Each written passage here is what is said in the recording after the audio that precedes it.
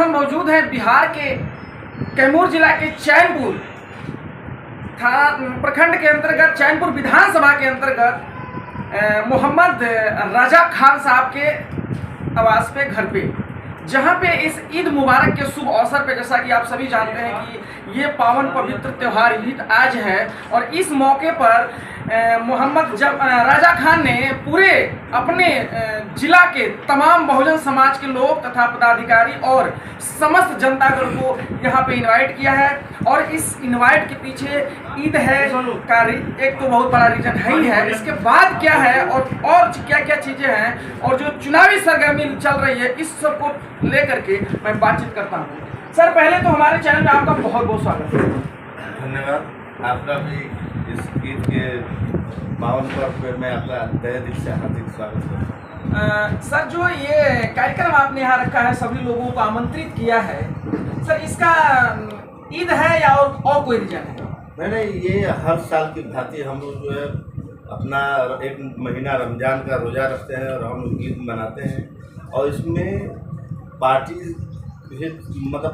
के लोग और अन्य दल के लोग भी, हर जाति हर समुदाय के लोग मिलते हैं। हम लोग आपस में भाईचारा, आपसी सौहार्द, एक दूसरे से मिलके गले मिलते हैं, हम लोग सेवई खाते हैं, खिलाते हैं। यही हमारा मुख्य उद्देश्य है। और राजनीतिक में आप कब कदम रखने वाले हैं? अभी जैसा कि सुनने में आया है कि कहीं ना कहीं आप इससे जुड़े हुए हैं बहुजन समाज से। बीएसपी हमारा जो है, एक तरफ से कहिए तो इसमें मेरा जन्म पैदाइश है। हमारे पिताजी माननीय कांशीराम साहब के टाइम से ही इस पार्टी में रहकर पार्टी के संगठन। पिताजी का मैं नाम जानना चाहूँगा चैनल के माध्यम से। इसरार खान जी, वो जो है पार्टी के संगठन को मजबूत किए। पार्टी ने जो है उनको रामगढ़ विधानसभा में लड़ने का मौका भी दिया। फिर उसके बाद दूसरी पारी का शुरुआत हमने अपने पुराने घर में आके, जहाँ मेरा जन्म इस गर्भ में पैदाइश हुई थी, उसी से मैंने अपनी शुरुआत की। अभी सर मैं ग्राउंड रिपोर्टिंग कर रहा था पोल चैन को लेकर के, पोलिंग के लिए क्या क्या हो रहा है, किसका रुझान कैसा है। तो जैसा कि चैनपुर की जो जनता है वो कहीं ना कहीं बहुजन को वोट देने के लिए तत्पर है, लेकिन उनका थोड़ा सा डाउट है। मैं जब यहाँ आ रहा था, बहुत सारे लोगों, मैं यहाँ आने से पहले कई लोगों से मिला, तो बोले कि यहाँ का जो रिकॉर्ड है वो कहीं ना कहीं खराब है। उस पर आपका क्या फोकस है? ऐसा कुछ नहीं है। जो है इस बार हम लोग बहुत मजबूती के साथ पार्लियामेंट में हम लोग चुनाव लड़ रहे हैं, और ख़ास तौर से हम मुस्लिम समुदाय से अपील करेंगे कि सेकुलर के नाम पे बीजेपी का डर दिखा के जो हम लोग को ठगने का काम किया गया है, और सूची उठाया जाए महागठबंधन का, जिसमें लालू यादव का बेटा तेजस्वी मात्र 2 जगह मुसलमानों को भागीदारी दी, जिसमें एक जो है जहाँ पे उनकी मजबूरी थी अररिया सीट पे मुसलमान को लड़ाना, क्योंकि वहाँ कोई और फैक्टर काम नहीं करेगा, तो हम लोग को भीख के रूप में दिया जाता है। और मुस्लिम लीडरशिप को वो उत्तर प्रदेश हो या बिहार, दोनों जगह मारा जा रहा है। और हम लोग का जो पार्टी का बायलॉग है, जो माननीय कांशीराम साहब ने जो नारा दिया था, जिसकी संख्या हमारी हिस्सेदारी, उसके आधार पर बहन जी ने हम लोग को कम से कम 13-14 सीट उत्तर प्रदेश में दिया है, और जो हम लोग को भागीदार बनाया है, मुसलमानों को प्रतिनिधित्व दिया है। और हम खास तौर से कहें कि बीजेपी का ठेका हम लोग लेके न बैठे।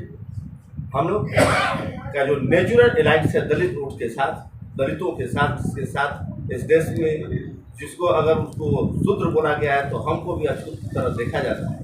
तो हमारा नेचुरल एलाइंस दलित के साथ है। हम मोहम्मद साहब के मानने वाले हैं।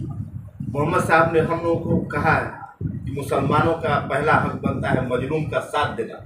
तो मजलूम में जो बहुजन समाज आता है, जो दलित आता है, वो यही समाज है। और इस नाते मैं अपने समाज से अपील करूँगा कि बीजेपी के डर से, बीजेपी का कोई भय दिखाता है, चाहे तो सेकुलर जो फोर्सेज है, जो है वो वोट बैंक न बन के हम लोग 22% के साथ अपने 18% को जोड़कर सरकार बनाने का काम। आप एक युवा साथी हैं, युवाओं के प्रति आपका क्या सोच है? जैसा कि अगर महापुरुषों का कहना है कि जिस ओर जवानी चलती है उस ओर रवानी चलती है, ऐसा कुछ है, तो आप खुद भी युवा हैं, युवाओं के प्रति आपका क्या सोच है और क्या दिशा निर्देश देना चाहते हैं कि किस तरह से आपके पार्टी को लेकर या आपके साथ युवा जुड़े?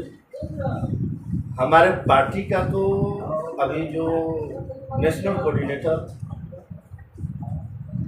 जो है हम लोग के आकाश आनंद बहन जी ने उत्तराधिकारी भी घोषित किया है। तो युवाओं को भागीदारी देने के लिए हमारे राष्ट्रीय स्तर पे बहुत से जो कोऑर्डिनेटर हैं जो युवा के रूप में जाने जाते हैं, नितिन नवीन हुए, आपको रामजी गौतम साहब राज्यसभा सांसद, आपको लालजी मेधांकर साहब जो युवा हैं। हम लोग का पार्टी में भी फोकस है कि युवाओं को ज़्यादा से ज़्यादा जोड़े और राजनीति में उनको उचित भागीदारी दें। इस ईद के पावन अवसर पे अपने क्षेत्रवासियों को क्या शुभकामना देना चाहते हैं लास्ट? इस शुभ अवसर पर हम यही मतलब मैसेज देना चाह रहे हैं कि हम लोग आपसी भाईचारा बनाए रखें। हम लोग जाति धर्म से ऊपर उठ के आपस में प्यार इसी तरह हम लोग लुटाते रहें, एक दूसरे से गले मिलते रहें और एक दूसरे के पर्व में हम लोग भाईचारे के साथ शरीक हों। यही पहले तो चैनल में हमारे आपका स्वागत है सर। आपका भी स्वागत है। यह है आपको देश के अवसर पर मैं करता आज भाई राजा खान जी के यहाँ मिलन समारोह में हम लोग आए हैं। समारोह में सभी का अभिनंदन करते हैं। सर अभी पार्टी को क्या बेस्ट देने का आप लोग काम कर रहे हैं? इस बार क्या रुझान है बहुजन समाज पार्टी? अरे भाई, बहुजन समाज पार्टी देश में राष्ट्रीय पार्टी दूसरे नंबर की पार्टी है। रुझान देने की क्या बात है? इस देश में भारतीय जनता पार्टी और कांग्रेस सबसे कमजोर पार्टी है। 50 दल मिलाकर के मिलकर चुनाव लड़ रहा है। जो कमजोर होता है वो मिलकर चुनाव लड़ता है, मिलकर लड़ाई लड़ता है।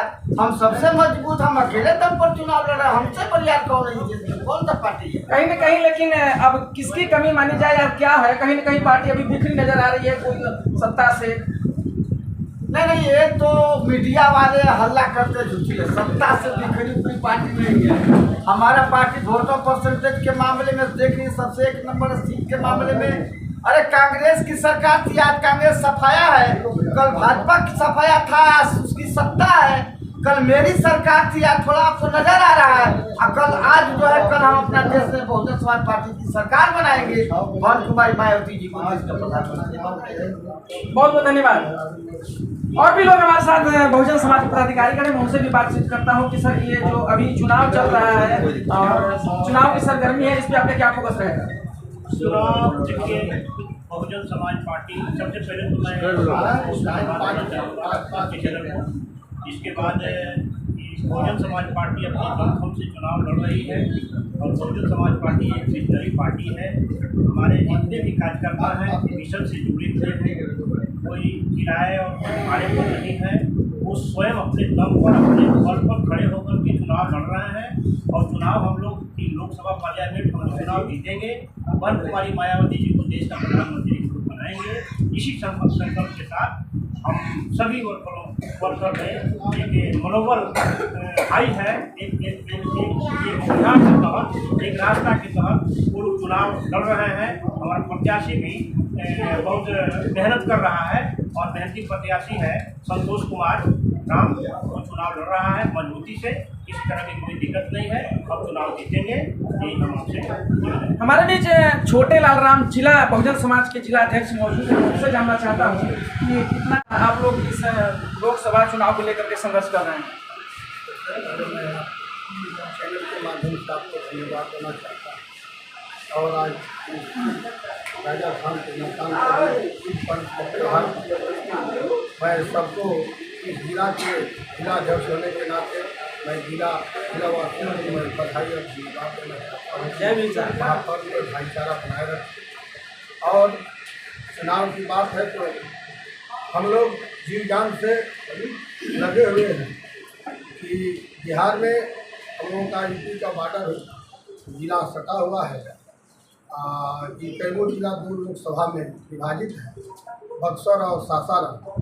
इस बार बहन जी को अगर PM बनाना है, हम लोग बिहार से जो हमें जिम्मेवारी मिला है इस जिला से, हम अपने जिला से और इस लोकसभा सासाराम लोकसभा और बक्सर लोकसभा से सांसद बनाने का आप लोग पूरे क्षेत्र का दौरा कर रहे हैं, जगह जगह जा करके लोगों से संपर्क कर रहे हैं, तो क्या निकल के रिजल्ट सामने अभी आ रहा है? कैसा क्या स्थिति है? रीजन आ रहा है यही कि अभी तक देश आज़ाद हुआ